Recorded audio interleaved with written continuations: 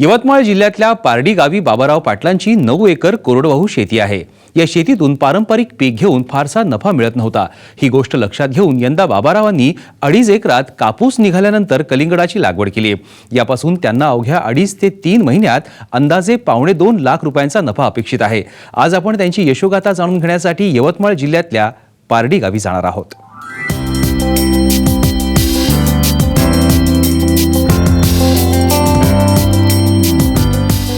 यवतमाळ जिल्ह्यातल्या पुसद भागातले बहुतांश शेतकरी कापसानंतर उन्हाळी भुईमूग आणि तीळ यासारखी पिकं घेतात, पण या पिकांपासून त्यांना तुलनेनं कमी नफा मिळतो।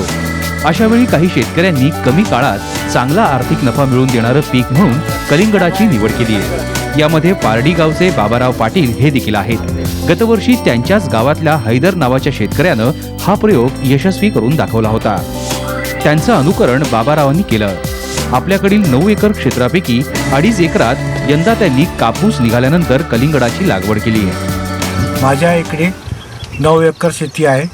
याच्यापूर्वी मी केळी, सोयाबीन आणि कपाशीचं पीक घेत होतो, पण पाहिजे तेवढं उत्पन्न भेटत नव्हतं। यावर्षी आमच्या येथील शेतीनिष्ठ कास्तकार श्री हैदर पाटील यांनी गेल्या वर्षी कलिंगड म्हणजे टरबूजाची लागवड केली होती आणि त्यांना अपेक्षित उत्पन्न निघाल्यामुळे त्यांच्या मार्गानुसार तसेच कृषी विभागाच्या मार्गानुसार आम्ही कलिंगडाची लागवड केली। बाबाराव पाटलांना कलिंगड लागवडीसाठी पॉलिमल्चिंग, ठिबक, खत आणि बियाण्यांसाठी मिळून एकरी 50,000चा खर्च आलाय।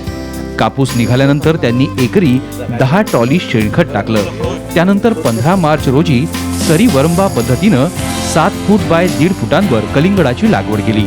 लागवडीनंतर ड्रीपमधून रासायनिक खतांचे डोस दिले। फळमाशीच्या नियंत्रणासाठी कामगंध सापळे लावले। लागवडीच्या 65 दिवसानंतर त्यांचं कलिंगड काढणीसाठी तयार झालं। मला एकरी 50,000 रुपये खर्च आला आणि एका एकरामध्ये 30 टन एकरी उत्पन्न कलिंगडाचे झाले। मी कलिंगड 450 रुपये टनाने विकत दिलेला आहे आणि मला एकरी 50,000 रुपये खर्च आलेला आहे। त्यानुसार मला 2.5 एकरामध्ये कमीत कमी 75 टन उत्पन्न झालं आणि 2 लाख रुपये मिळाले।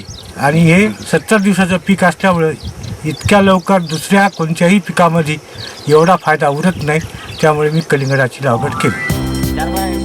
आज बाबारावांच्या शेतात कलिंगड विक्रीस तयार आहे।